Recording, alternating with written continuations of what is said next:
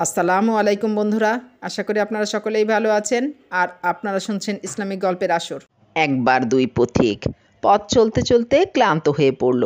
তাদের ক্ষুধাও লেগেছিল ভীষণ। খাওয়া দাওয়া করার জন্য দুজন মিলে একটি সুবিধাজনক জায়গায় গিয়ে বসে পড়ল। এরপর পুটলি থেকে বের করে নিল যার যার খাবার। একজনের রয়েছে 5টি রুটি, অন্যজনের 3টি। তারা যখন খাবার খাওয়ার জন্য তৈরি হলো তখন সেখানে এসে হাজির হলো এক মুসাফির। তার বেশভূষা একদম সাদাসিধে। সে বলল, ভাই, আমি অভুক্ত, খুব ক্ষুধা লেগেছে, আমার কাছে কোনো খাবার নেই, তোমরা আমাকে কিছু খাবার দাও। পথিক দুজন মুখ চাওয়াচাই করলো। মনে মনে ভাবলো, তারা দুজন খাবে আর একজন মুসাফির না খেয়ে থাকবে, এ কেমন কথা। তারা মুসাফিরকে তাদের সঙ্গে খেতে বসার অনুরোধ করলো। 3জন একসঙ্গে খেতে বসলো। একজনের 5 রুটি, অন্যজনের 3 রুটি। মুসাফিরের শূন্য হাত, তবু তারা রুটি বন্টনে কোনো তারতম্য করল না। তারা ভাবলো কারো সঙ্গে খাবার না থাকতে পারে, কিন্তু ক্ষুধা তো আর কম লাগেনি। তাছাড়া একসঙ্গে খেতে বসে একজন বেশি খাবে আর একজন কম খাবে, তাই বা কেমন করে হয়। 3জন সমান সমান রুটি খেলো। খাওয়া দাওয়া শেষ, এবার বিদায়ের পালা। মুসাফির চলে যাবার সময় পথিক দুজনকে 8টি দিরহাম বকশিশ দিল। বলল, ভাই, আমি শুধু তোমাদেরটাই খেলাম, তোমাদেরকে কিছু খাওয়াতে পারলাম না। এই নাও 8টি দিরহাম, তোমরা দুজনে ভাগাভাগি করে নাও। মুসাফির চলে গেল, কিন্তু সমস্যা বাঁধল দিরহাম ভাগ করা নিয়ে। যার 5টি রুটি সে বলল, আমার 5টি রুটি ছিল, সুতরাং আমি পাবো 5 দিরহাম, আর তোমার 3টি রুটির জন্য তুমি পাবে 3 দিরহাম। কিন্তু 3 রুটিওয়ালা এই হিসাব মানতে রাজি হলো না।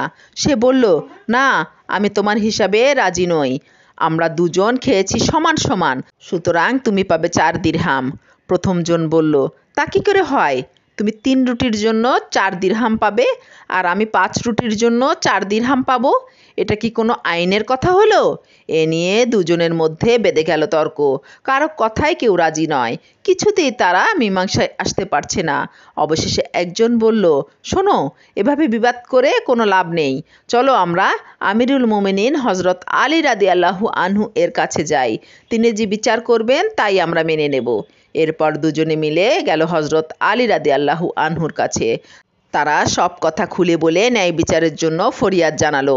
হজরত আলী রাদিয়াল্লাহু আনহু মনোযোগ দিয়ে তাদের কথা শুনলেন। কিছুক্ষণ তিনি মনে মনে কি যেন ভাবলেন।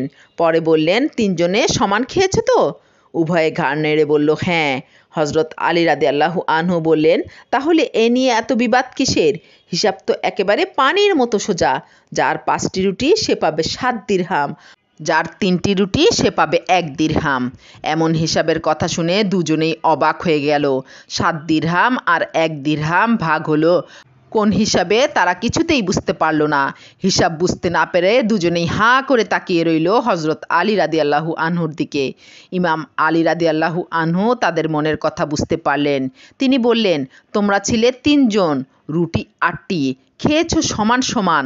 এক একটি রুটিকে 3 টুকরো করলে 8টি রুটি 24 টুকরো হয়, সুতরাং তোমরা এক একজন খেয়েছো 8টি করে টুকরা। মুসাফির লোকটা 8 টুকরার জন্য 8 দিরহাম দিয়েছে। হজরত আলী রাদিয়াল্লাহু আনহু বললেন, এবার আসা যাক, কে কতটুকু পাবে সেই হিসাবে। দ্বিতীয় জনের 3টি রুটিতে 9 টুকরো হয়েছে।